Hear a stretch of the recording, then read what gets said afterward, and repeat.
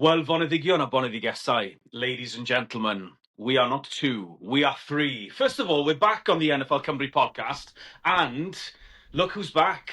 Back again, as they say. Repping what looks to be like a Denver Broncos top, although he is supposedly a New Orleans Saints fan. What have you got? No. Oh, Virginia. Fair enough. Okay, Virginia, okay. This is courtesy of Vinted. God bless Vinted. Nice. Hey, there are some absolute gems on Vinted, especially if you're looking for American football or college attire, shall you say. But anyway, Cynan Anwyl, croeso nôl, welcome back to the pod. Thank you very much. I'm very, very happy to be back. I love it. Very happy Cynan, to be I was back. going to say, I was trying to remember, when were you on, because this is your second appearance. I mean, we were saying, like, it's probably in at least 6 months, because since then, you've got a new job, you've started your own podcast. Tell us, first of all, about your we have shouted you out, dear Helmed and Ffitio. First of all, what was your inspiration, and how are you finding it, being a host of a Welsh language NFL podcast? Wow. So, well, I think the inspiration was, I will not lie, it was that the time when I was sat with you guys, I was like, I'm loving this. No, it was just like I love talking ball. I want to talk more football. I just love it. And then so I thought, you know what? Why not do it in Welsh? Because I remember, when I went from the first year in uni, when I started playing American football, then I came back to the rugby club just to play, during whenever holidays it was. And all of them were like, oh, where's your pads? Where's your helmet? Blah, blah, blah. And then after all that died down, it was then like, I have tried watching it, but it's just too hard to follow. Like, I'll watch some highlights, blah, blah, blah. I was constantly, the same thing was always like, either too many rules, too hard to follow, blah, blah. So I thought, okay, if I can simplify it and just do it in Welsh, so then, people, whoever's Welsh speaker who's can get into it. The goal was, if I got one person to listen to it who wasn't a fan, to just to listen and go, okay, maybe I'll give it a go. That's all I wanted from it, basically. So that was literally the goal. So throughout that off season, I went a little bit nuts, especially over the draft. I went a little bit nuts with it. And then to answer your question, how has it been doing it? Very stressful. You guys don't get enough credit, okay?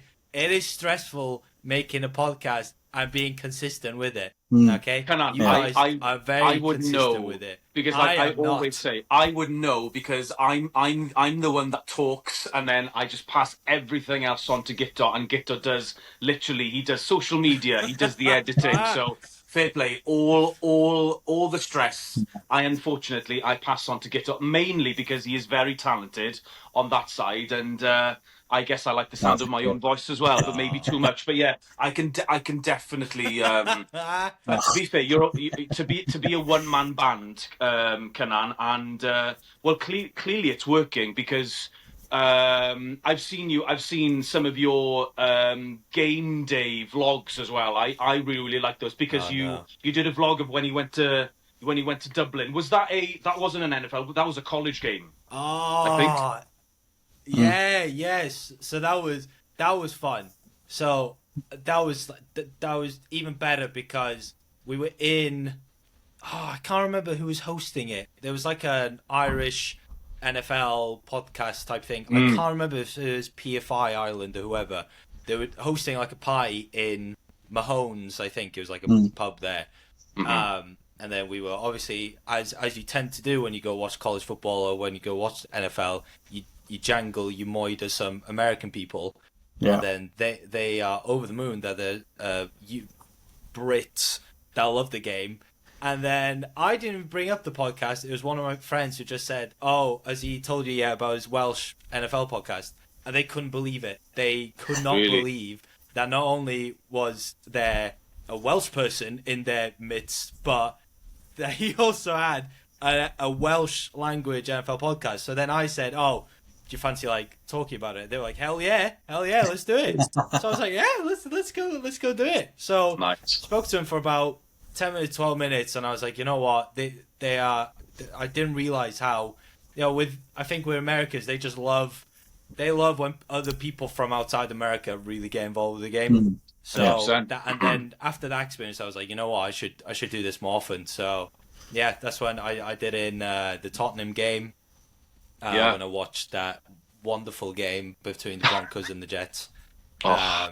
And yeah, had one too many, and then regretted filming after that. But yeah, no, it was good. So you know what, the podcast is going well, and like you said, it is quite hard talking to myself, but I just jangle. I just moida, as you can tell now. I just like to talk, so that's good. It's going all right. Thank you very much. I think me and Gitar have already said, like, obviously the more the merrier, especially here in Wales, because obviously, like you said, if you get one person that's kind of maybe thinking about it or maybe intrigued, then if we can suck those guys in, and I think it is definitely working, even though that even since Zamet has come back and is basically lighting up the rugby field once again. I think that even with that chapter over the last 18 months, I think it's drawn a few more. I think a lot of people appreciate American football a lot more, and how, first of all, obviously how tough it is to get in, the quality of the athletes and all sorts. I think we talked about that on the podcast. Well, when on your first time on the podcast, and the difference between rugby and football, and we could obviously talk about that for hours. However, the reason that we've got you back is because we're going to try out a new section. For those of you who have watched our podcast, the NFL Cymru podcast, we usually start. Me and Gitter tend to have a rant about our teams because the Dolphins and the Falcons are having terrible, terrible seasons at the moment. So we're going to do basically a round robin. So we're each going to have 2 or 3 minutes just to basically, you can rant. It doesn't have to be a rant, because I have a feeling that Cynan is feeling rather jolly, because obviously because we'll come over to the Charlie Smith story coming up, and how he nailed a 56-yard field goal on Sunday against the Dolphins. But unfortunately, we're going to put Gitter out of his misery, because we're going to start off with him, because his beloved Atlanta Falcons lost to the New York Jets. Gitter, over to you. Poor bloke. Good luck. Thank you, David. Cynan, good to have you back on the podcast. I can't describe how I felt on Sunday night when the Jets won the game against the Falcons. First of all, I was very hungover from the night before, so that didn't help. I was watching Red Zone like I do most weeks. I didn't want to pay for the Falcons game, to be honest with you, so I thought I'd go on Red Zone. But we couldn't hold a lead for a long time at all. Our defense were shocking. We had our moments, obviously. Kirk Cousins actually scored a touchdown, threw for a touchdown, which is shocking in itself. Bijan Robinson ran for over 140 yards, but still wasn't enough to beat one of the worst teams in the NFL this season, the New York Jets, which is quite embarrassing, to say the least. The Falcons this season is so frustrating. You guys have it bad yourself as well, but being a Falcons fan is probably worse, because I believe being a Falcons fan is some sort of a social experiment as to how long you can actually be a Falcons fan for. But yeah, I was very, very. I don't want to use the word depressed because it's a bit too hard, but it was just shocking, and it was just so. I was just so down after the game. It's like, how do you lose to the Jets with the offense that we've got? We're missing Penix and Drake London, of course, but you think we still have enough to beat the Jets, especially since they've traded most of their good players away.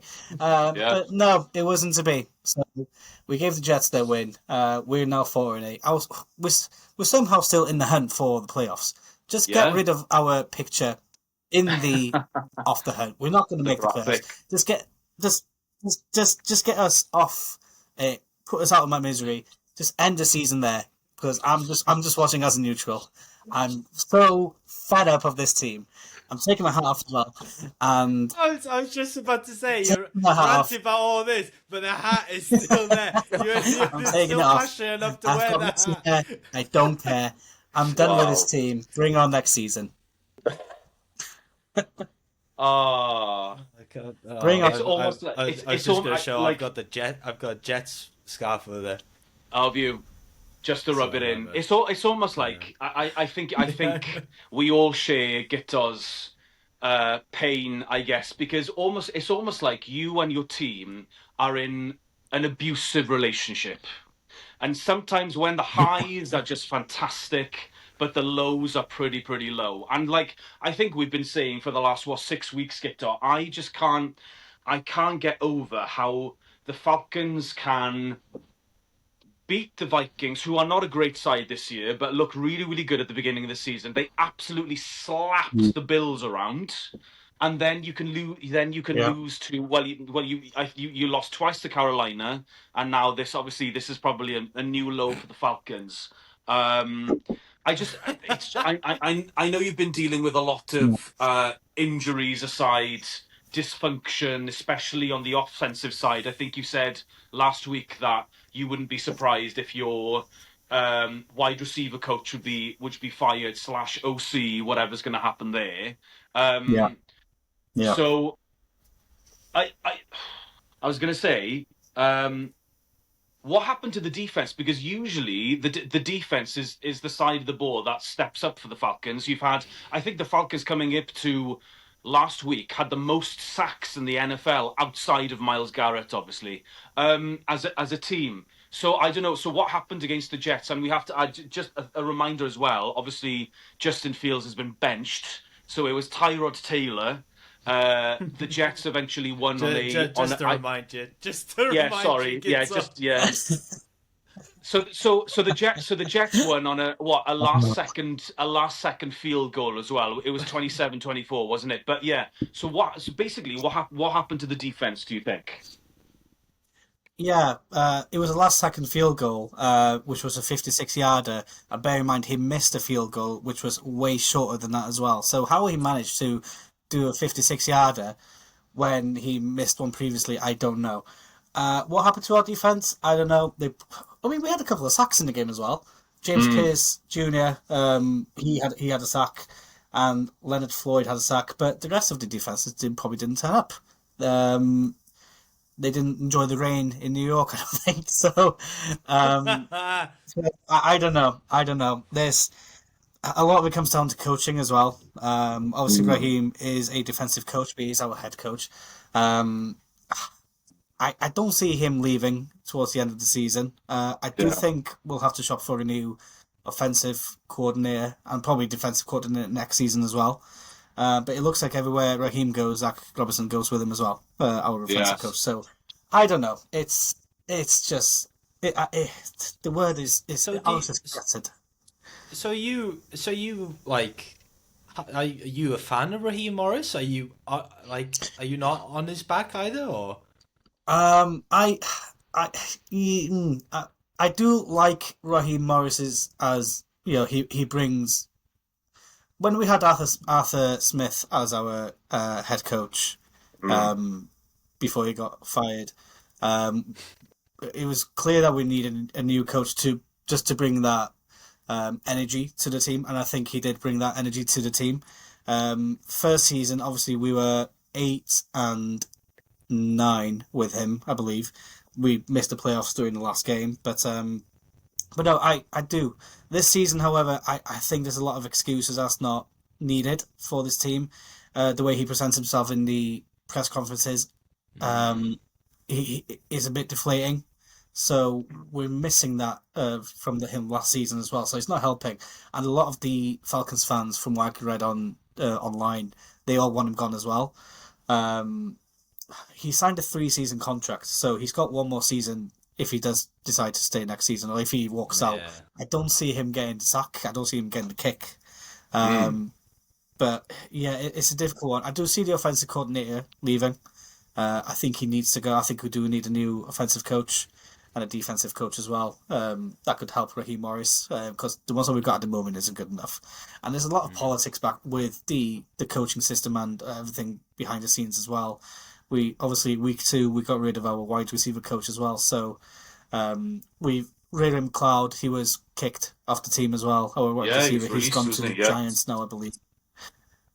So there's a lot. There's been a lot of there's been a lot of backstage politics this season. So it's not been a good year for the Falcons. So null and void. Bring on next year. Wow. Fair. You know what? A potential defensive minded coach that might be available next year. Maybe Brian Flores from the Vikings. That is his name, and I haven't butchered his name, have I? No, you haven't. No. Do you know what? Because he's been.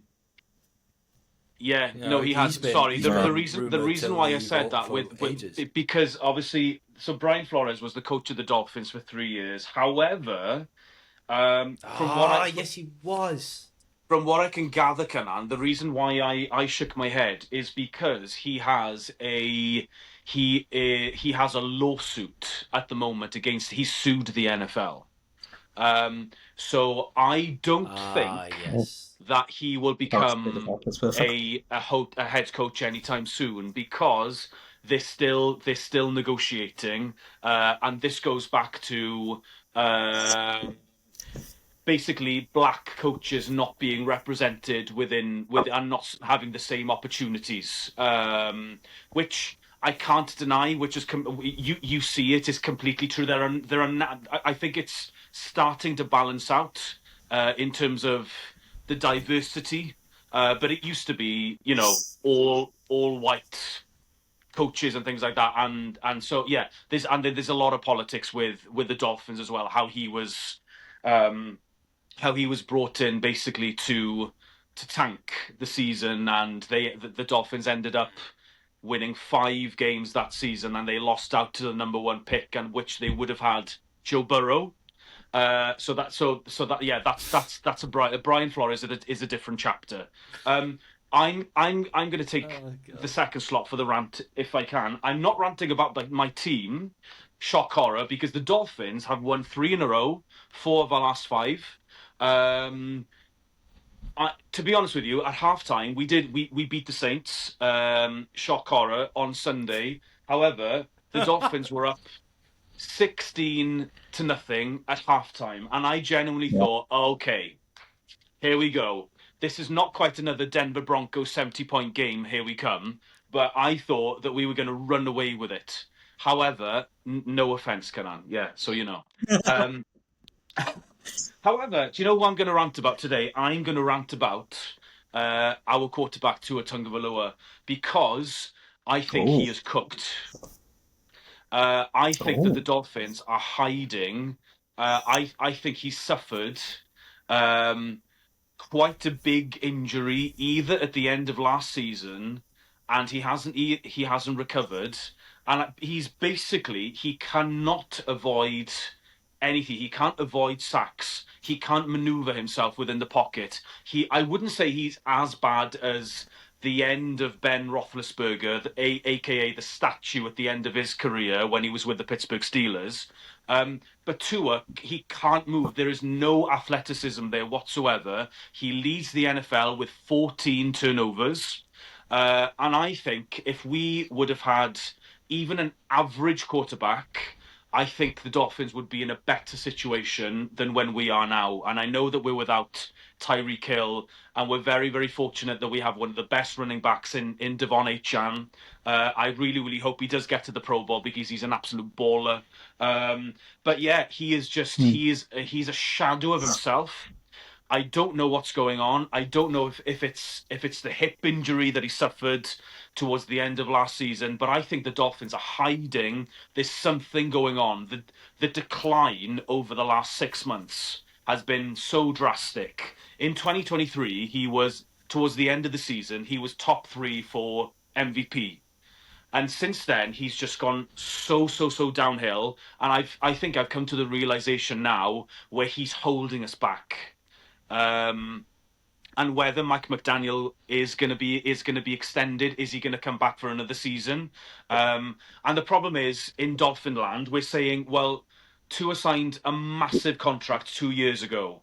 If we release him now, the dead cap is going to be something ridiculous like 95 million. So we're handcuffed to him for the 2026 season. So we're going to have to go roll back with Tua once again, because obviously I don't see the Dolphins doing what the Denver Broncos did with Russell Wilson and take a 95 million dead cap. It's either that or we're getting this version of Tua. So we're in purgatory at the moment. So that's where I am. Unfortunately, I was on board with Tank for Tua. But now I'm just kind of see he's one injury away from really, really making some damage. So yeah, I really don't know what's going on. I think he's one injury away from basically going to have to call quits, because it's that bad. I know he's been, he's kind of been the face of concussions in the NFL over the last couple of years. But I honestly, I don't think it's the concussions that's the problem. I genuinely think he suffered a catastrophic hip injury when he was playing for Alabama. And at one point, I think he went to a physician and they were like, "Oh, you're never going to play football again. It's that bad." So I don't know if it's and I think he re-aggravated it against Houston at the end of last year. So, like I said, we're going to have to roll with Tua, because, like I said, we're tied to him for 2026. So that's where I am. I feel like the Dolphins are in kind of purgatory at the moment. So and again, like the Falcons, the graphic is there that the Dolphins are still in the hunt. I think we're 5-7 now, but I mean, it's so unrealistic. I'm like, you get that graphic off. I mean, it's absolutely pointless. Exactly. So that is my Tua Tagovailoa rant. Cynan, over to you. Some wisdom, perhaps, from Cynan Anwyl. Well, at least you guys are in a graphic. At least you're in the graphic. Listen, we're out. We're done. We're gone. We're out. Okay. Yeah. Listen, where do I begin? Okay, so off the bat, off the get go, did not expect anything good from this year. Okay. Yeah. Now I remember seeing, I think right before the season, week 1, I remember I stumbled on a video. Some Saints fan was like reviewing the Reddit, and I think the question he asked was like, what would you consider like a catastrophic, like a bad season? Because there's no way people, like a good season, I think the majority was like, okay, maybe 5 wins, which is quite sad. A catastrophic year would have been like the offense being the worst in the league, because it wasn't even worse in the league when Dennis Allen was in charge. Mm-hmm. So it's obviously it's not that point now, but I'm not too disappointed with them, but I am at the same time, because off the bat, offense I think is the problem. Even though the O-line's fine. Yeah. On paper, the O-line is fine. On paper, the O-line is fine. When you put them on the field and when they do their jobs, they just forget about it. I don't know what's going on. It's like you see, it's these training videos that you watch on social media and you think, oh my God, we're the greatest team ever. Yeah. People are sleeping on us. And then you put them in a game and it's completely different. Yeah. So I don't know what's going on there. I think people are now realizing that Tyler... Actually, no, not even... I have always believed in Tyler Shuck, okay? No one else has. But some people are still thinking, oh, Spencer Rattler played the exact same way, and, why isn't he back in? Those people I don't understand, because he's had more games, he's played another year, and he's still mid, okay? Tyler Shuck has been thrown into it, less star power on offense. Devon Vele is our second best wide receiver at the moment. Devon Vele. Brandon Cooks is gone. Okay? Rashid Shaheed, it still pains me. He's gone. Alright? Don't get me started. He's gone. And Chris Olave is on the same bus as Tua. I'm getting loud, I'm sorry. And he's on the same bus as Tua. He's on the same bus as Tua. If he gets one more knock to the head, he's out. He's going to retirement home. He's gone. Yeah. He's gone. Yeah. So it is ropes, okay? Alvin Kamara, I don't know what happened there. It's making me a little bit upset because I've been a massive Alvin Kamara fan. I've been an avid supporter of him in fantasy football. He's always been in my team. Now, this year, it's been regret. It has been regret. Now, when Devin Neal is looking like your best running back, there is issues. Yeah. It's not good. And I remember at the end of the trade deadline, there were talks of Alvin Kamara going to the Chiefs. And at that point, I was like, you know what? I wouldn't be mad. I would not be mad. You know, he's done us a service. And then he came out and he was like, I'm never leaving New Orleans. I'm never leaving the Saints. Chris Olave said the same thing again. Now I realized why. It's because no one would take them. No one is going to take you. Okay? You're out. Okay? It's winding my neck in. But I'll forgive them a little bit because they have been driving up the field. It's not like Tyler Shuck's been like going 3 and out straight away. Nope. They drive up the field. Now, what you might realize as well is they seem to have this weird thing where they only pass it about 3 yards every single play, which is really weird. I don't get why we're not trying to go past the 10-yard line to get the next set of downs. So the next bit is the play calling. The play calling is all over the gaff. Now, Kellen Moore, I don't know if he's purely the play caller. I don't know what's going on there. I'll give him the benefit of the doubt. It's his first time being a head coach, so he's got all sorts of things going on in his head. But something's got to change there. The play calling is... I was watching that Dolphins game, and you see Tyler Shuck. I'm like, oh my God, he's slinging it. You know, these out routes. Oh, it's looking great. Wow. And then it's like, oh, hold on. He's going off the field. What just happened? Oh, it's because we only got 9 yards again. And then he comes back on the field. Oh, he's looking good. Oh, it was only 9 yards. Oh, okay. All right. And it's just consistent. And it just winds me up. And there's some bits where it's like, we only need a yard. Okay, we'll throw for it. Okay, we need 8 yards. Devin Neal, dive up the middle. What are we doing? So there's all sorts of things like that. That's what's winding me up. It's the fact that the defense I'm happy with. Well, not happy with, but happy in a sense. Okay, Danny Stutzman, loved the kid, loved him. Yeah. You can build around that defense. Yeah, exactly. Listen, I said before the draft. Okay, I wanted Danny Stutzman on that defense because he had Demario Davis to learn from. Demario Davis is aging like fine wine. Even though I don't know how much is left of his expiry date because he is old. He is old. Couldn't tell how old, but he's very old. But Danny Stutzman is already like a beast. Now he has Demario Davis to teach him.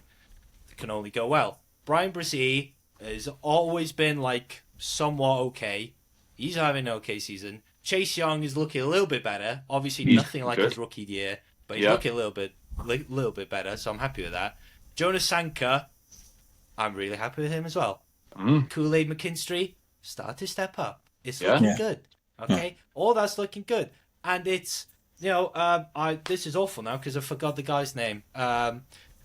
Defensive coordinator, used to be a head coach for the Chargers. At the start of the season, I predicted he was going to be with us. What the hell is his name? Brandon Staley, okay? He's doing a good job because he is a good DC. Not a good head coach. He's a good DC. Now, the one thing I really don't want to happen is that Kellen Moore is a really good offensive coordinator, and I don't want him to be a bad head coach as well because I can't be asked just waiting for another head coach again. Okay? Brandon Staley's good DC. We know this from when he was with the Rams, when he was a DC there before he went to the Chargers. He's good. Just leave him to it. Give him another year or two so this defense could get used to the setup, to the how the playbook and everything. But yeah, it's not as doom and gloom as you guys. I'm not as ranting about it. But yeah, I'm not going home and like cheering about every performance they have. There's a lot of it that I'm like, oh, what are we doing? And there's a reason why we're out of the playoffs already.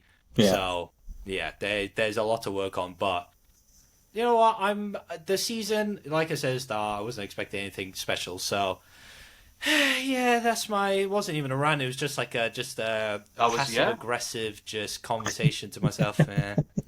I was going to say that was quite mellow compared to the other two. So yeah, I think I'll take that 100%. Yeah. Canan, just Yeah. quickly, See, I forgot. you guys set the tone. I just couldn't match it. Yeah, I forgot to say in my tour rant, I thought Shook completely outplayed him on Sunday, especially in the second half. I thought he looked composed. They started to throw beyond the sticks. Like I said, a blowout game for Vele. I didn't even know his name before the game. The end, I certainly did. I thought, and you know, to be fair. And like I said, I've always said I watched when the Saints when you were at Buffalo, and you caused Josh Allen all sorts of issues, and I thought then, oh, this is a decent defense. So my question to you That before we was move Jonas on, Sanka's first interception of the year as well. there we Sorry. are. I was My going to bad. say Sorry. before we move on, last question, unless Gitto's got something. You're probably going to have a top 5 draft pick. What would you want for the Saints to target in terms of position?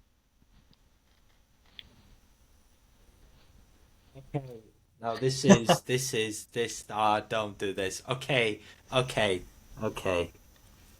No, I don't know. Okay, so I know there's that linebacker out of Ohio State, which is probably going to go number 1 overall. I forget Mm-hmm. his first name, but it's like a Reese or something, and he Yeah. looks crazy good. Okay, now I think we'd be a little bit too greedy if we had another very good linebacker. I think that would just mess up the everything. Now I made a video about him. I love Fernando Mendoza Mendoza. from Indiana, quarterback Mm-hmm. Yeah. Indiana. Um, I believe in Shuck. I don't want him either. Now Jeremiah Love, the running back from Notre Dame, very good, but we already have a cramped backfield with Devin Neal, Kendre Miller, and whatever remnants of Alvin Kamara we have left.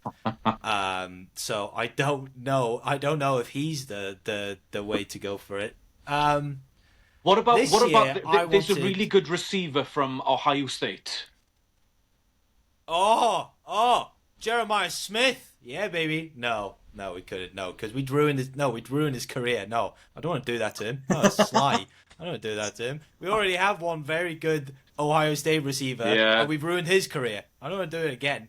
But what I want is, I'll say this, is an edge rusher, a pass rusher basically. Because last year James Pierce Jr. was my pick for. I really wanted the Saints to pick him in the second round. Some stupid team out of Atlanta picked him. I don't know who they are, but yeah, they picked him out of Atlanta. It was very annoying. But yeah, I want an edge rusher basically. So not an off the ball linebacker type thing. I want a guy we could depend on to get after the quarterback. Because there's a couple of times where I watch Chase Young and I'm like, you get paid stupid amount of money and you are walking and jogging around the field. It pains me. There's no hustle there. So that's what I want. I want an edge rusher. Couldn't tell you a name, but I will get back to you on that one. Fair. Cool. Fair. Cool. Cool. So should we? Obviously, it was Thanksgiving last week, so obviously we had the slate of games on Thursday. We had one random game on the Friday, which has turned out probably to be one of the best games actually of the weekend. And then obviously we had the slate of games on Sunday. So should we just quickly look back at some of the what game or what moment really stood out to you guys over the slate of games either on Sunday or Thanksgiving, because they were obviously because we get I think we said this before, we in our predictions last week we got pretty much all of them wrong because there were so many upsets, weren't there? So the literally so the Lions lost, the Chiefs lost, and who was the other one that lost as well? There was a third team that lost. Oh, the Ravens lost. The Eagles lost. Yeah, I was going to say. Yeah. Carry on. No, sorry, I was just going to say before. I think, I mean, the team for me who's really put their hands up and say we might be for real here are the Chicago Bears, because before this week, I thought, oh, do you know what? Their record can be, dismissive potentially. They've won like 6 or 7 Mm. really, really close games that could have gone a different way. However, I was completely shocked. They dominated Philadelphia, and I know that Philadelphia are on a massive slide at the moment.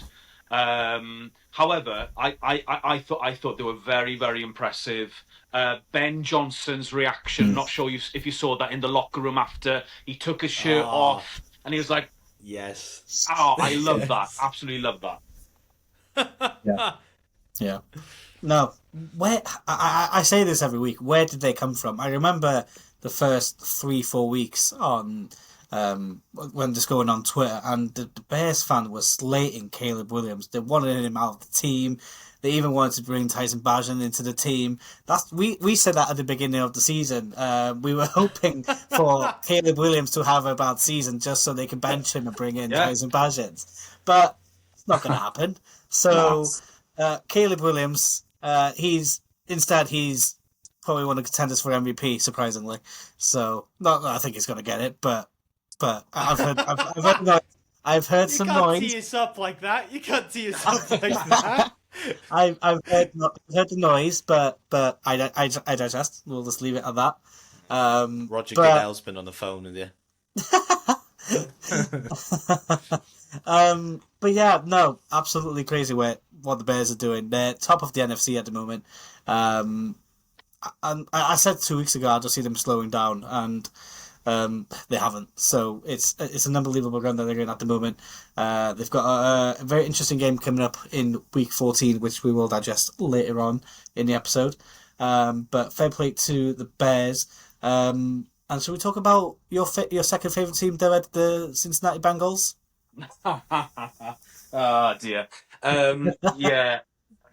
I mean, I think I said last week. I just thought that it was just such a Bengals move to bring back Joe Burrow when they're so irrelevant in the AFC. Like it's such a Cincinnati move. And okay, although they Oh, came back and they ultimately he threw for almost 300 yards. It was like he wasn't, he'd never been gone, and he came out and they beat the Ravens and just, oh my, that the AFC North is literally, it's all over the place. You've got, like, I wouldn't say you've got 4 poor teams, but you've definitely got 2 poor teams, and the Steelers are on a massive slide. The Ravens are so inconsistent at the mm, moment. I genuinely don't know what's going to happen. Who's going to win that division? I think ultimately it will be the Ravens. But yeah, I mean, I was going to say, like, it's always great to see Joe Burrow back because obviously he's such an exciting talent. However, um, yeah. I was going to say I didn't really watch that game. However, did my question would be did the Bengals defense finally show up? Because we've been waiting for that to happen, and that's been the downfall for the last what 3, 4, 5 seasons. Um, Maybe they can do it for one game, Mm. but I don't see them, being able to contain this for the rest of the season because I think they've got a pretty tough schedule coming up towards the end of the season as well. And I don't really trust that O-line as well because, like, again, one bad move and Burrow is, another injury. He's starting to become a little bit of an injury-prone quarterback.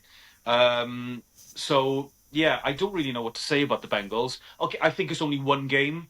That's all I say is I'll wait and see to see what happens towards the end of the season. Yeah, yeah. We'll wait and see what they do against the Bills this weekend as Yeah, well, and probably then we can have a pretty decent conversation about the Bengals. yeah. Should we talk about the Chiefs and their result against the Cowboys? Kanan, go ahead. Sorry. No, no, sorry.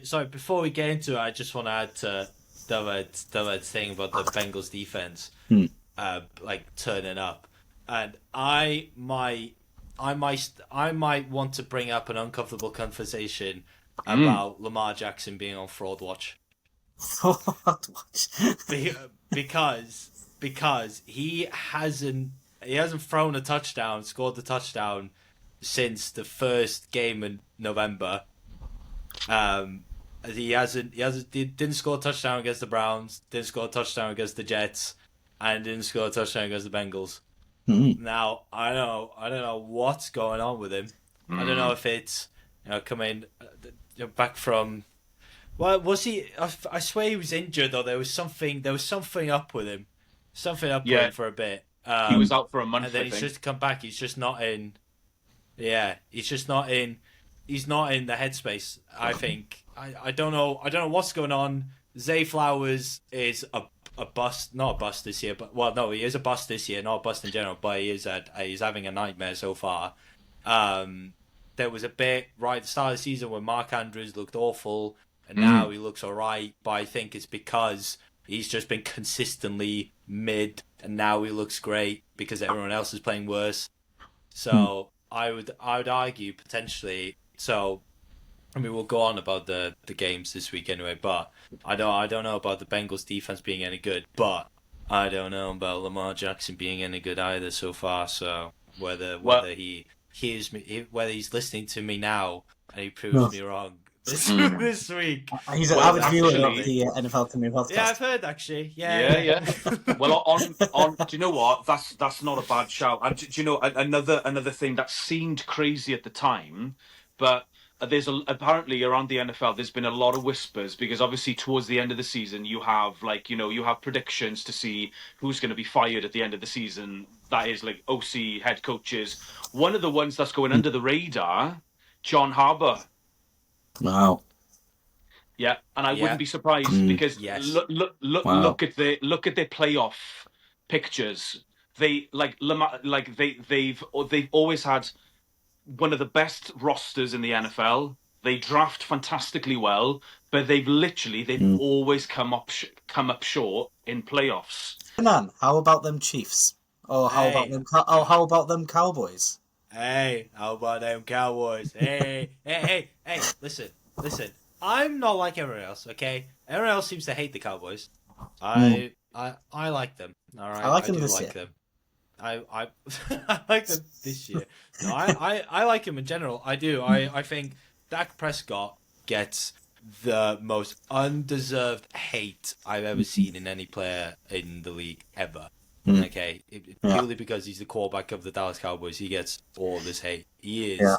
We forget he's almost consistently in MVP talks or in some point in the season in MVP talks, and I just love him so much. And funny enough, when I was on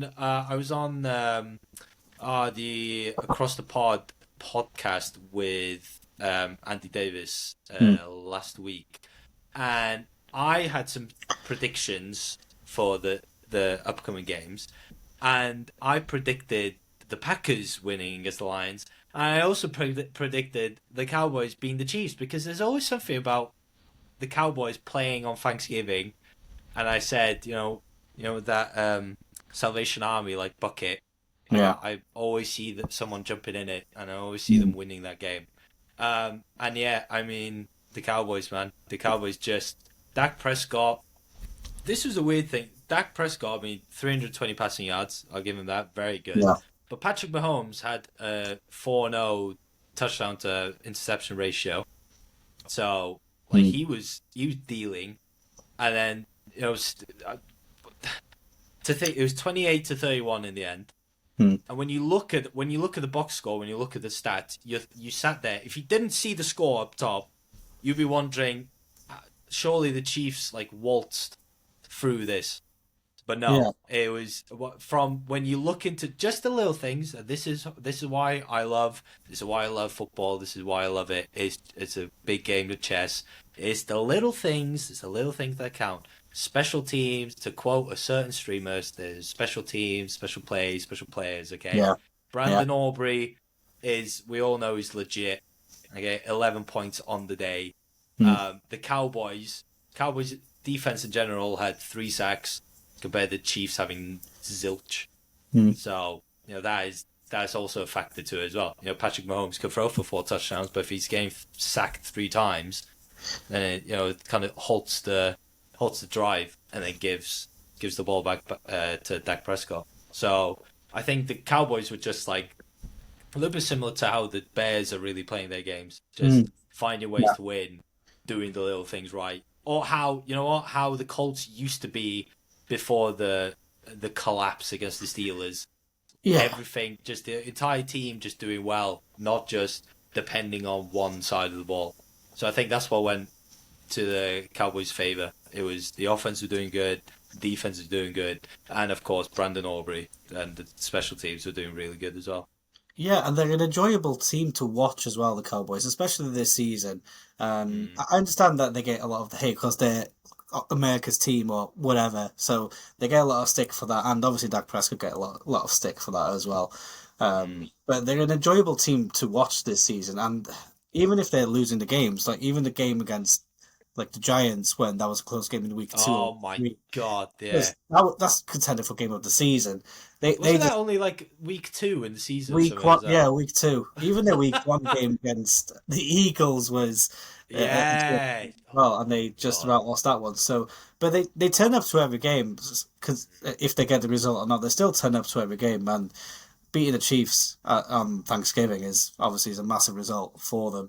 They're 6-5-1 at the moment. I don't see a world where they don't make the playoffs. To be honest. This is the thing. I think because I put something up on the Helmet Pod Instagram Mm. lately where it was they had. Oh, let me try and get my ball knowledge up to scratch. No, it's not there. They drafted a cornerback this year. Reeves. Reeves? No. What's Um, his name? What's his name? I'm gonna tell you right now. Just ignore the typing. It's just my brain working. Um, um, I need to get this right. Siobhan this is Ravel. Okay, very well. legit corner. Okay, he did his ACL in before the draft, during the draft. So Mm. he got drafted way below where he should have been drafted. So now he's come back. It was before the last Eagles game, the one that they Mm. won. He came back, and Overshawn came back as well. Legit linebacker for the Cowboys. Obviously, they got Quinn and Williams as Mm. well. They sneaky. This defense, when everything's ticking, it is sneaky good. Everyone's too worried about Dak Prescott and CeeDee Lamb, as they should be. But Mm. this defense, especially now, if everyone's on board, everyone's playing, everyone's getting the practice in. It's honestly Siobhan Ravel was.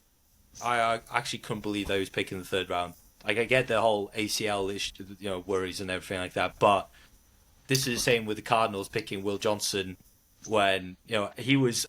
Some people had him a lock in the top five, Mm. and purely because of an injury, they were like, "Oh, Yeah. don't want to do that." The same with Jamison Williams, wasn't it? When out of Yeah. Alabama for the Lions, didn't he do? He did his ACL in, and then Yeah. that whole like gambling thing went on, but the Lions still stuck with him. And now look at him against the Packers, 144 receiving yards, not Baller. bad. But yeah, so the Cowboys, like you said, Guitar. I can't see them not getting in the playoffs, and I can see them having a nice little run in it as well. Maybe not Mm. getting all the way, but I No. reckon there'll be a thorn in the side of whoever comes up against them in the first game or two. Yeah, that'd be interesting to see. David, anything on the Cowboys before we move on? I did watch that game. Obviously, George Pickens has been an absolute revelation this year. We knew that he was talented when he was with the Steelers. Mm. I honestly, I never imagined that his ceiling was that high. And now that you got CeeDee Lamb back off injury as well, that is for me is the best wide receiver 1-2 in the NFL Mm. by far. Over Chase and Higgins as well. Oh, Ooh. oh, oh! Hold on! Whoa, whoa, whoa! Now 100%. that's a statement. Yeah. You know what? I think I back that based on the last couple of games. Even Oh, though Higgins had 100%. that like crazy game not a couple of weeks ago, but no, I completely Yeah. agree. George Pickens was like because they were worried about this in with the Steelers, weren't they? They were saying like you can't have two number one receivers. Like I think as well with the DK thing, it was like they're both like quite big personalities as well. So I think that would have clashed anyway. But they were arguing you can't have two like number one wide receivers on the same team, and the Cowboys are putting that to bed. Of all teams, the Cowboys, where Jerry Jones has been historically known to sack off divas, that's where. Oh my God, I was talking about him and I completely forgotten his name. Wide receiver went to Raiders. He was with the Cowboys. Should have stayed with the Cowboys. Jerry Jones got rid of him. Oh my God, why do I do this? I start rambling. I can't remember names. This is gonna kill me. He went on the Bills. He was with the Bills this year. Amari Cooper. He's retired. What's his name? Amari Cooper. Yes, that's another one. Okay, Jerry Jones loves to get rid of good wide receivers or not have faith in them because they're divas. But for some reason, he backed this whole George Pickens thing. Now, is Jerry Jones a genius? Who knows? Okay, but he cooked on that one. Yeah. That's a good way, I think. Jerry Jones, the genius. He cooked. Let him cook. Yeah. So, that was the kids. Yeah. Should we get on to some five of the week, or should we get to some on predictions? And we're gonna leave the slate of games. Because like you said, we've got some. Well, we've got a cracking game tonight. It's Thursday night. Detroit are playing. You're gonna have to remind me who they're playing tonight. Who are they playing? Did Detroit play the Cowboys? The America's team. Yeah. America's team. Stop it. Yes, but they are playing the Cowboys tonight. Yes. However, Jerry Jones' so Warriors. we've chosen. We're gonna Gito. Cynan is we're gonna save your one for last. So, Gito, do you want to come up with your first game for five of the day? Yeah, let's go for it. So, we spoke about the Bears before, how good they're doing. I did mention that they won't be slowing down. I do think that they're going to hit a roadblock this week against the mighty Green Bay Packers. I think the Packers playing at home, they're coming off an impressive win against the Lions on Thanksgiving. I'm a believer in Green Bay Packers. Ed doesn't seem to agree with me that much. As he's away. I don't know if that's him hearing that going, no, I'm not part of this, or if there's more crying in the house. But I love the Green Bay Packers, especially this year. They started the season 2-0. They got that tie against the Dallas Cowboys. Their record now, I'll get this up quickly, is 8-3-1. Wow. So against the 9-3 Chicago Bears. Which obviously is a divisional game as well, and great rivalry as well. So I'm really looking forward to this one. But I do see Green Bay Packers coming up with a win on this one. It's just a little gut feeling. Go ahead. Are you a big Jordan Love fan? Yes, I do like Jordan Love. Okay, I think Jordan Love is a great quarterback. He's a really, really good quarterback. Let me just get the thinking. This is the thing. I'm on board with you about the Packers, except for they seem to fluff it against really poor teams, which really bugs me because there's not enough noise. I feel like there's not enough noise about Jordan Love, and then whenever I bring it up, or whenever people do start bringing it up, he then loses some stupid game like that Panthers game where he just sucked. So it's like it's when he's really put up against good opposition, he turns up. So there was the Steelers game where he was crazy. I think it was the Steelers game. If I'm wrong, I might be. No, I swear it was the Steelers game. Why do I do this? There's a game he did very well. Tucker Kraft went unbelievably off. Okay, then there was this game, 4 touchdowns to 0 interceptions. 4 touchdown game again. Jordan Love, that's his career high again. So I think he is legit. Whether he has the same careers. Your Brett Favre and your Aaron Rodgers. We'll see. I've gone with the Packers win for the Bears. We'll go to our second game. We mentioned about the Chiefs earlier. They're going up against the number one defense in the league, in the Houston Texans. And I personally believe that the Houston Texans are going to stay the number one defense in the league, and they're going to find a way to stop. They are going to stop the Chiefs and Mahomes and Kelsey. I generally didn't know they were the number one defense until a couple of weeks ago. Actually, I thought it was always the Denver Broncos. I mean, I think people forget because Davis Mills was behind, driving the ship for a bit, and everyone was like, "Oh my God, Davis Mills is awful." Forgetting that he didn't even win 3 on the bounce, and everyone was like, "How do you do that?" Yeah. And then it was like, "Oh yeah, this defense exists." Yeah. Will Anderson's still there. Derek Will Stingley Anderson. is still there. Yeah. Like, no, that defense is legit. It's legit. Like D'Amico Ryans is doing a stellar job there. And I don't know if I'm on the same boat as you, but with a Houston dub, but that team is, people don't make enough noise for that team. It is quite a good team. Do you think if the Chiefs do lose this game, is that their playoffs hope over? See, I can't. Because apparently on paper it will be, but I'm not sure how that works. I can't see them, one, losing the game, or two, not being in the playoffs. I think the Chargers are the Chargers. They are due a calamitous collapse.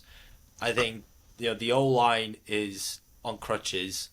There was that I saw. There's that clip of like the game, Chargers game, where they're lining up for the first drive, and then you know how it comes up with like the PFF grade for every lineman, or for every player. It came up with all the linemen for the Chargers, and it was like 36th offensive tackle out of 36, and then the 32nd best guard out of 36. And I was like, Jesus Christ, this line is like made up of just amateurs. It's crazy.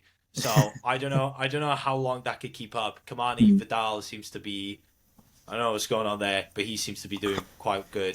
Omarion Hampton is coming back as well, but I just can't. I see the Chargers bottling it, and I see the Chiefs finding a way to get to the playoffs, whether that is from somehow beating this Texans defense, Patrick Mahomes and all of his experience, but I just can't see the Chiefs not making the playoffs. And if they don't, is there like more uncomfortable conversations meant to be had in Arrowhead or in Kansas? Maybe not to the extent of Andy Reid or anyone going, but I reckon something big will happen. Maybe like a Pacheco being traded away. Yeah, let's go before we talk about the wide receiver room. I just want to go through the last 5 fixtures for the Chiefs. Looking at it, I think they do have a chance of making the playoffs, which is quite ironic to talk about the Chiefs having a chance. The Texans, the Chargers, Titans, Broncos, and Raiders are their last 5 games. It's a pretty okay schedule. Yeah, the Titans, yeah. No, it's fine. Yeah, no, I don't know what I'm on about. Yeah, that is quite safe. That is quite safe. The Titans somehow worse than the Saints. The Chargers, again, due this monumental collapse. The Broncos, you know what? It could be a reverse of last year where, you know how that last game of the season last year where the Chiefs played their second strings because they were getting ready for the playoffs. Now the Broncos could do the funniest thing, but whether at that point, if the Chiefs are needing a win to get to the playoffs, I don't think the Broncos are gonna gift them anything. Yeah. So no. And then the Raiders are, I think, like Pete Carroll needs to retire. It is just not working out. It's quite bad. Yeah, it's probably time. Yeah, yeah, They had that really high draft pick center, and Pete Carroll is adamant on putting him in guard, and no one can understand why. But they're sticking him at guard, and everyone's getting annoyed with him. exactly. So yeah, Yeah, I think it's over for him. yeah, But yeah, yeah, I back you. I think you're right. I think it is quite a clean path towards the playoffs, whether they win or lose against the Texans. yeah, yeah. Right, guys. So David has had to leave the pod for the night, so we will carry on with our five of the week. So we've mentioned the Packers against the Bears, the Texans against the Chiefs. Our next game, David predicted these two games. We'll start off with who we thought were the high-flying Colts going up against the Jacksonville Jaguars. David has gone with a Jacksonville Jaguars win. This does look like a tasty encounter. It's a tasty matchup, this one. Cynan, what do you make of the Jacksonville Jaguars and the loss of form, I guess, of the Indianapolis Colts? Yeah, this is. If you'd asked me 2 weeks ago, it would be no contest. There would be no thinking twice about it. But I used to, I was a massive fan of the Colts. Yeah, Like, yeah. really, Great story. just loved everything they were doing. I loved Jim Irsay's daughter obviously taking over. Yeah, yeah. And she's doing superb. Mm. I just loved how the entire team just gelled together. Everything they were doing was great. They were number one offense in the league. The defense was doing really good. The special teams was really good as well. But I don't know. I don't know what's happened. I think maybe they peaked. Maybe it's hard to keep consistency once you peak. Yeah. Which is, you know what? Which is quite funny because I was also a big Jag supporter up until that Chiefs game where they won, and now I'm convinced that that was their Super Bowl, that they can't match the same heights again, because the following week was the game against the Rams in London that I got to watch, and that was a complete mess. Yeah. Yeah. But they seem to be coming back into it now, and with the game being in Jacksonville. Yeah. You know what? Dover predicted that Jags win, didn't he? Jaguars win. Yeah. I can't see that happening. Even though I would like the Colts to win, but no, I can't see the Jags winning. Yeah, I agree with you. Although I would like to see the Colts win. I do see this one being a bit of a 50-50. I can see this one go either way. I can see Jonathan Taylor just running the show. Because he's been exceptional this season. He's been absolutely brilliant. But yeah, with the way the Jaguars are going at the moment, I can see them winning this one. So I will not be surprised. They're currently top in the AFC East at the moment. Is it East or South? I was close there. But yeah, that's the one. So they are top at the moment. And yeah, they'll be in good position if they do win this one, and depending on the Chiefs' result as well. So it will be an interesting one. The AFC this season is absolutely bonkers. I thought it was the weakest of the two at one point, but now with how it's going, it's teams like the Denver Broncos, the New England Patriots, how they perform in the season, and obviously the Colts is nuts. We said before the podcast started recording, the Patriots, what is going on there? Yeah. What is going on there? That is 10. They're 10 wins on the bounce. Yeah. Yeah. What is happening there? Absolutely. Drake May has been unbelievable. Yeah. And sorry, I'm going on a tangent, but yeah, the Patriots are crazy. But yeah, agree with you. AFC, really competitive. There's so many good teams. I feel like that's quite often the best quarterbacks in the league are all in the AFC. Yeah. Burrow, your Lamar Yeah. Jackson, even though he's on fraud watch, your Josh Allen, your Patrick Mahomes. They're always in the AFC, but like even Trevor Lawrence isn't playing the best. I mean, Danny Dimes. Danny Danny Dimes has Dimes. been playing really good. Indiana Jones. Indiana Jones, of course. And Trevor Lawrence hasn't been like consistent. Trevor Etienne has been kind of hit and miss as well, but when he hits, he's been like real good. So yeah, that division, who would have thought AFC South would have been competitive? Exactly. Yeah. Like, No. Just a very unpredictable season. This season. Absolutely that's why crazy. I love it. This is why Guitar. This is why we love. This is why we watch football. This is why we love football. This is why American football is the best sport on earth. Yes, mic drop. Yeah. Mic drop. See you later. Another divisional roundup in the AFC. This one could be quite a close one, depending if the Steelers do turn up or not. They're going up against the Ravens, who are apparently on quarterback watch, according to you. So, Dovad has predicted the Baltimore Ravens to win this one against the Pittsburgh Steelers. I do agree with him. I don't think the Steelers are doing well at the moment. Aaron Rodgers, he's a bit of a hit and miss, with potentially being his last season as well. The crowd didn't take too lightly for him in his previous game last week when they lost.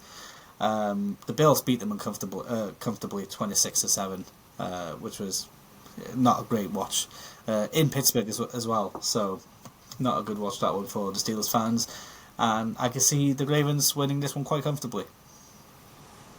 Do we see a Tyler Huntley masterclass? Lamar Jackson.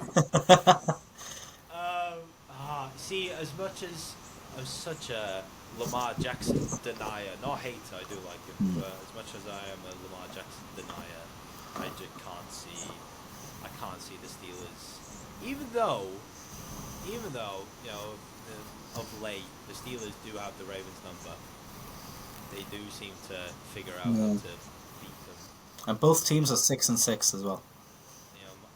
Mike Tomlin, he needs that 9-8 season. He hasn't had a losing season. No, which is crazy. 9-8 season. Yeah. It's crazy. And I think especially because it's like, not winning seasons, yeah, great, fine, but making the playoffs is another one. Yeah, there's not much afterwards, is there? Not much to write home about. So I think I'm gonna have to. It's gonna be a 3P. It's gonna be 3 Ravens predictions. Which does not bode well. They're 100% the Steelers are gonna win that. Yeah. I think completely agree with you. Aaron Rodgers is finally here, probably. Don't think he's got much left in the tank. No. Lamar Jackson, like I said before, he hasn't scored a touchdown in the last 3 games. I think this will be it. I think this is where he does score a touchdown against a very good Steelers defense, but he cannot go 4 games without scoring a touchdown. No. Especially if you're the level of Lamar Jackson. So Exactly. If it doesn't happen, there's got to be some conversations to have. Well, hey. Listen, Guitar, you get on the phone with Roger Goodell again. My phone's been buzzing throughout the pod. But yeah, you can't. No, almost like he was MVP, runner-up for the MVP last year. Yeah. You can't then go 4 games without scoring a touchdown. No. That's not gonna happen. No. It won't happen, surely. So no, I see the Ravens win that one as well. I agree with you too. Yeah. A 3-peat there for the Ravens. And Cynan, we'll let you talk about this one because we're going to let you have a pick in our 5 of the week. You've gone for the Bills against the Bengals. Tell us who you're going to go for and why.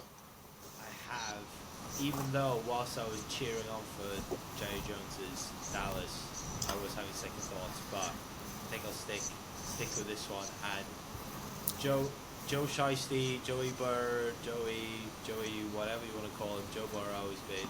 I think he's going to have another good game, but with it being in Buffalo, with Josh Allen playing the way he is, maybe not as well as we're used to. well, this is the issue when you're an MVP, caliber quarterback. Yeah. When you can set the bar so high. When you just play a little bit underneath it, everyone just thinks, oh, you're doing awful. Maybe a little bit like I am with Lamar, but I see him playing well. I see the team play well, and again, I can't see this Bengals defense stopping Josh Allen. Yeah. James Cook, of course. James Cook, fantasy football legend. Yeah. But no, I can't. Even though I'll give the Cincinnati Bengals defense some flowers. I'm a big fan of Demetrius Knight Jr., linebacker for the Bengals. Yeah. When he's going quite under the radar at the moment because I want to say he's in the top 20 with most tackles in the year. I think so. Yeah. Considering, I think I had him as the 5th best linebacker coming out of college. But he's been real good. He's been really good, and not like anything stellar. Like he isn't getting like big plays, like interceptions here and there, or sacks every other game. It's just consistently good, and that is all. That is all you need. If you have that strong foundation, if you just have players doing their job, and then you start bringing a little bit more into it, just to go around it, then it gets even better. Someone else who's on fraud watch with the Bengals though is oh my god, I forgot his name. No, I've done it again. I forgot his name. The pass rusher doesn't wear gloves. He's on the final year. How am I stumbling at the final hurdle here? No. Trey Hendrickson? Trey Hendrickson, yes, that is the one. Yeah, considering he was a sack leader last year and he was demanding this new contract and everything. Yeah. Where's he been? He's only signed a 1-year extension, so his contract's coming up at the end of the season. It'll be really interesting to see how that story develops during the off season. This is the thing, because he was, do you remember how long he was like standing out of training? He had all those press conferences whilst he was like out of training. Yeah. The same at the same time, Shamar Stewart was also not training, and it's it's crazy how you go from, because at the time Trey Hendrickson, again, sack leader, he was like on everyone's lips, like everyone. He knew that was the most, the best chance he was going to get to have the most money he will ever have. And he's fluffed it a little bit. He's been very underwhelming. Now, like you said, it was only a 1-year contract, and it's kind of shot him in the foot. Because now, if he wants to move on to another team, they're going to go based off this year's performance and go, what the hell happened? Yeah. And I don't think that now the Bengals are going to be in a bad spot as well, because if they're dependent on Shamar Stewart, he's been even worse. This is a guy who had, I think, less than 5 sacks in his college career, and they drafted him very, very high in the draft. Yeah. So it is. This Bengals defense is just a mess. Yeah. So I can't see that with all of that encompassing and everything going together there. I cannot see them stopping Josh Allen. No, I agree. Josh Allen, he's going to get the win this one for the Bills, and I think Derek will agree with that one as well. So we're 3-3 on the Bills again on this one. But yeah, so that concludes our 5 of the week. Just to run it down quickly, so we've gone with the Packers to beat the Bears, the Texans to beat the Chiefs, the Jaguars to beat the Colts, the Baltimore Ravens to defeat the Steelers, and the Buffalo Bills will get the win against the Bengals. But we shall see, because everything is very unpredictable in the NFL, especially this season. So that concludes our episode of the NFL Cymru podcast. Cynan, thank you very much. Apologies for the viewers if the editing is a little bit all over the place. It's a bit of a carnage episode this week with David being back and forth. Obviously, this happens when you go live. So, but we'll be back very soon. Cynan, so just before we end the episode, talk to us about the next few days with the Llewod, the Bangor Llewod. First of all, so what's coming up for the Bangor Llewod? Llewod, sorry. Llewod Bangor. So last time I was here, last time you guys spoke to me, I was with the Bangor Mud Dogs. The Mud Dogs, yeah. Why a change of scenery since then? Mm. We've rebranded to being the Llewod Bangor. Yeah. It was a decision. It was more, want to be. It's a Welsh team. Yeah. In a Welsh university, you want to represent not only just the university, but it's the country as well. Yeah. Yeah. In the country. Bring some eyes to North Wales as well. So. Yeah. Exactly. Yeah. So we thought, you know what? Considering it's one of the 6 cities in Wales, you gotta stick to having Welsh names. So we went with Llewod Bangor. Cool. Because the mascot for the university was Lion. Yeah. So we went, okay, we'll go with Llewod. So it is Llewod, not just Lions. And for the next upcoming days, we have on Sunday, we're off to Lancaster. Nice. Where we've got a joint session / scrimmage type thing, and I'm really looking forward to it because Lancaster are really solid side. They have been for years, so they are quite often the cream of the crop in Division 2 of youth ball in the UK. I've played against them a bunch of times, have not won a lot of those games during my time with Edgehill. So I think this is just a great opportunity. We've got a lot of rookies this year, so we're hoping to take about 35 on to Lancaster. And there's a lot of rookies, a lot of people only learning the game this year, only getting their toes into the game, and so getting to train and getting to have a competitive session against a really stable Division 2 side, I think can only do wonders. And I would just thank you again to Lancaster. Yeah. The only thing I do feel gutted for the players about is that the bus is leaving for 5:45 in the morning. It's on. Oh wow. So Yeah. Long day. Yeah, I've not been the favourite in camp at the moment. So Yeah. that's happening.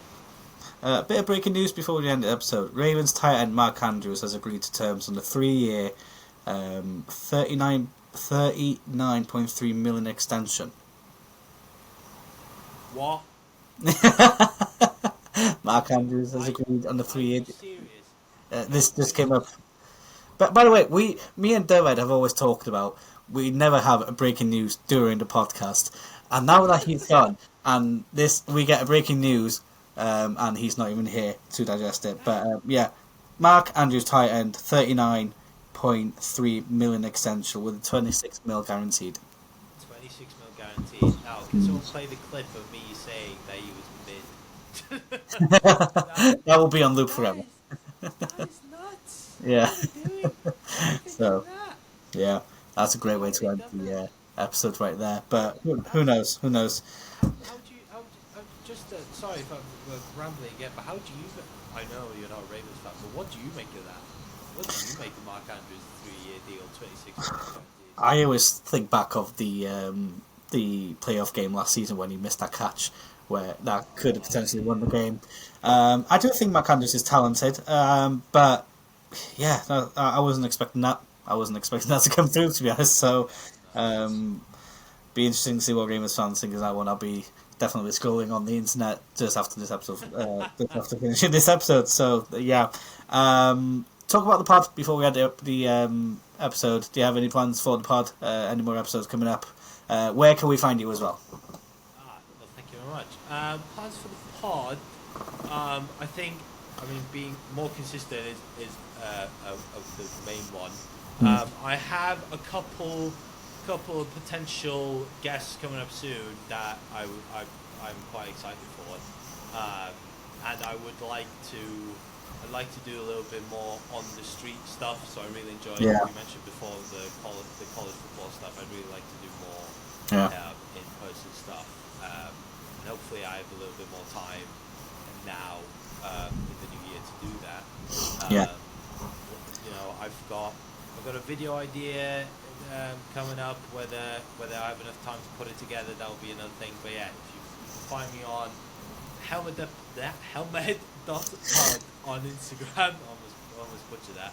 Helmed.pod on Instagram. Yeah. Helmed Ffitio. Find me on Spotify.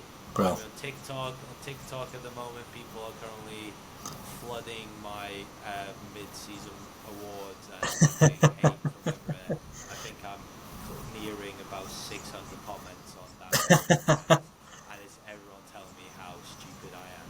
So if you wanna add on to that, then head over to Helmed Ffitio on TikTok. There you go. Have that. Bro, spot on. Diolch yn fawr iawn, Cynan Anwyl. It's been good having you back on the episode. We'll definitely have you back soon as well. Dyfed will be thanking you everyone as well. This is my first time part hosting an NFL club, so hopefully I did well. You did a wonderful job, thank you. I appreciate it. Diolch yn fawr iawn for everyone who's watching. Please follow us on Instagram and Twitter, X at Wales NFL. We're on YouTube, and obviously feel free to murder us in the comments as well. If you have any questions, if you need anything, if you want to watch us do anything on the pod, please let us know. But for now, that is it. Diolch yn fawr iawn, and we'll catch you on the next one. Diolch yn fawr iawn.